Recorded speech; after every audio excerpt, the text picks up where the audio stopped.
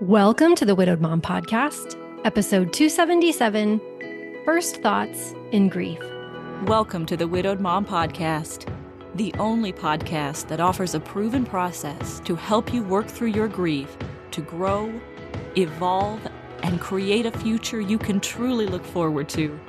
Here's your host, Master Certified Life Coach, Grief Expert, Widow, and Mom, Krista St-Germain. Hey there, welcome to another episode of the podcast. It is fall in my house. Actually, it's been fall since Labor Day weekend. This isn't coming out until the 16th, I think, but it is officially fall. I love fall. I went shopping. I bought more stuff that I don't need, but I wanted it. And that's not the topic of this episode of the podcast, but I do want to take the opportunity to remind you that you are worth simple pleasures. Simple pleasures might not be fall decorations for you. That's not the point. What are simple pleasures for you? Are you allowing yourself to have them? Not because you need them, but just because they feel good to you. What are those things that you could let yourself do or have that would move the pleasure needle for you? I just want to encourage you to lean into those things as we go into the fall. And I also want to remind you that today is the last day to register for Grief Essentials. Grief Essentials is the program that I created that is so good for those in early grief, so good for those who are feeling like grief is overwhelming and hard and they want it to be easier. Not that I can ever make grief easy, but I have learned that with the right tools and with the right community, early grief can definitely get easier. And that's what Grief Essentials is about. And we start on the 17th, tomorrow, if you are listening to this podcast on the day it is released. So you can go to coachingwithkrista.com/grief essentials and sign up there, snag your spot, join us for 8 weeks. I will be teaching the things that I think move the needle the most, make grief easier, and connect you with other widows who get what it's like. So I would love to have you join us. Okay, let's talk about first thoughts in grief, shall we? Actually got this idea from a teacher that I saw on TikTok. I wish that all children had this teacher. I should have looked up her name. But she was just teaching this lesson plan in class, and I loved the way she explained it. And so I want to take her words and, sorry, I'm not crediting them, but I want to take her approach and apply it towards what we can use in grief, how we can think about our thoughts differently. So what she was telling her class was essentially the first thought that might show up in your brain might not be a very nice thought. You might have some thoughts about other people in the class or yourself, and those thoughts might not be very kind or very helpful. And isn't that the same thing that happens to us in grief? Where the first thoughts that show up, those automatic, habitual, shaped by our fears, shaped by our grief, shaped by our cultural programming, right? Those thoughts, those first thoughts that show up might not be so kind. They might not be so useful.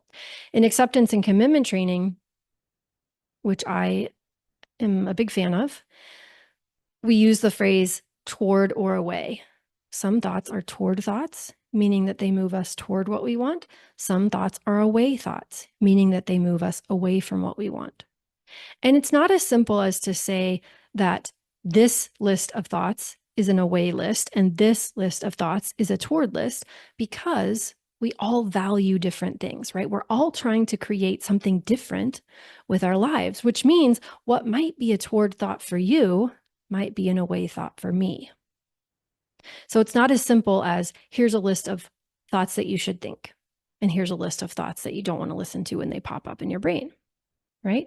It really is more about noticing what are the thoughts that just pop up in my brain? What are the thoughts that my brain offers me? Like clouds in the sky. When I look up and I notice what's there, what do I see? And are those thoughts moving me toward what I want or away from what I want? And if the answer is away, then what could I choose as a second thought? or maybe even a third thought. So let me give you some examples and then you can practice. So maybe the first thought that pops up for you as you think about today, right? Or you think about life without your person is, I'll never be happy again. That might be the first thought. That was definitely one of my first thoughts. It was, I'll probably never be truly happy again.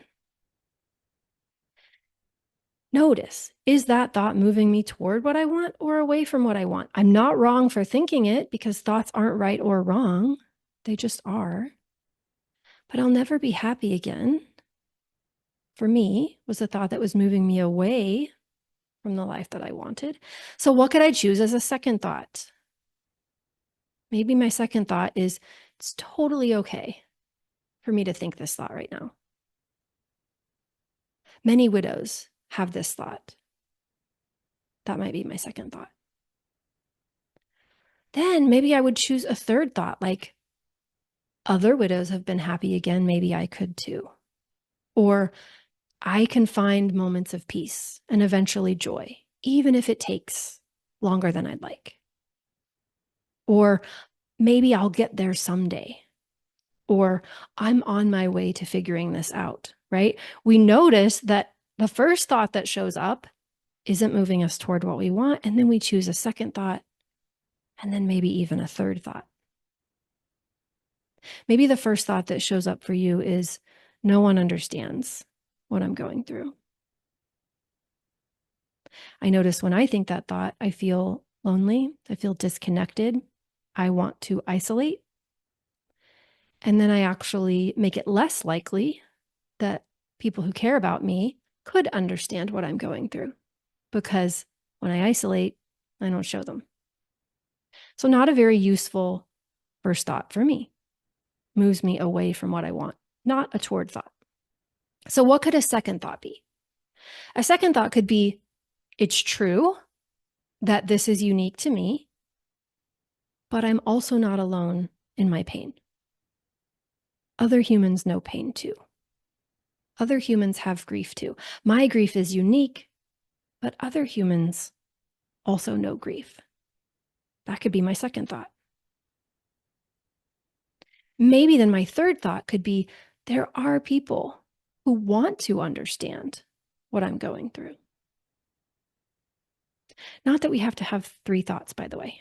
I'm just saying sometimes the first thought is really, really unuseful and definitely an away thought. And sometimes the second thought might move us a little closer to what we want. And sometimes it's worth going a little more, a little beyond that second thought to look for a third thought of what could be even more useful to me, what could move me even closer to creating the experience that I want to create next in a way that doesn't feel fake, in a way that doesn't feel phony, but in a way that's actually believable to me.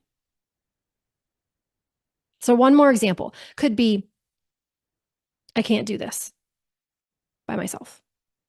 I can't do this alone.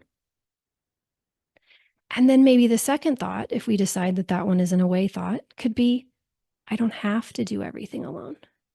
Maybe I could ask for help. Notice I didn't go straight to, I can do everything alone. Why do we do that to ourselves? Well, I know why we do it to ourselves.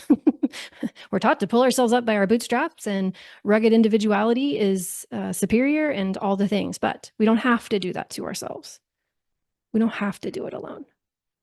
And maybe the third thought is, I'm building a support system that helps me regularly. Right? It doesn't matter what it is. What matters is that you start noticing your first thoughts in grief. If they are not helping you, if they are not providing the return that you would like, then you don't have to keep giving them your energy or time. Thoughts are things. You are not your thoughts. You are the thinker. You are the one who experiences the thoughts. You are the one who gets to notice her first thoughts, determine whether they are toward or away thoughts, and then make choices accordingly. You get to be the one who chooses her second thoughts and her third thoughts, even in grief. So I want you to challenge yourself to do that today. Maybe you go back and you ask yourself, what first thoughts have already showed up in my brain today? that have not really been very useful to me. And if those thoughts were to show up again, what might I want to choose as my second thought or my third thought?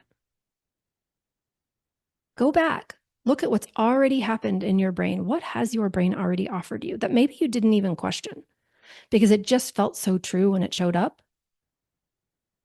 and you were just kind of hooked by it and you didn't even give yourself the opportunity to choose a second thought because in the moment, the first thought just felt so true, so not optional.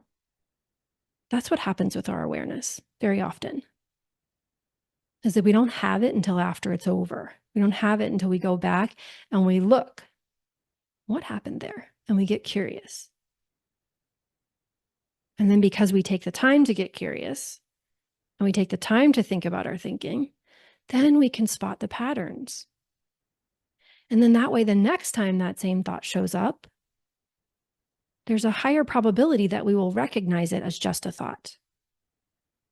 And then we can pivot faster to that second thought or that third thought because we were already on to the pattern that existed in our brain. We already kind of knew what our brain might throw at us. And then when it happened, we went, aha, I saw it. There it is again.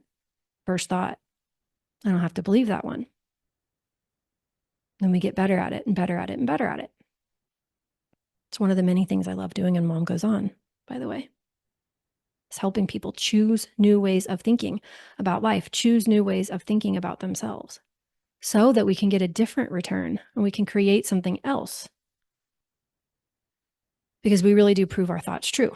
Whether they're useful or not, we're constantly acting in accordance with them and proving them true to ourselves. All right, so be on the lookout for those first thoughts and choose your second thought. Choose your third thought. You are not your thoughts. You're the one that gets to choose. All right? That's what I have for you today. Remember, I love you. You've got this. Come join us in Grief Essentials. It's not too late. All right? I love you. I'll see you next week. Take care. Bye-bye. If you like what you've been hearing on this podcast and want to create a future you can truly get excited about even after the loss of your spouse, I invite you to join my Mom Goes On coaching program. It's small group coaching just for widowed moms like you, where I'll help you figure out what's holding you back and give you the tools and support you need so you can move forward with confidence. Please don't settle for a new normal that's less than what you deserve. Go to coachingwithkrista.com and click Work With Me for details and next steps. I can't wait to meet you.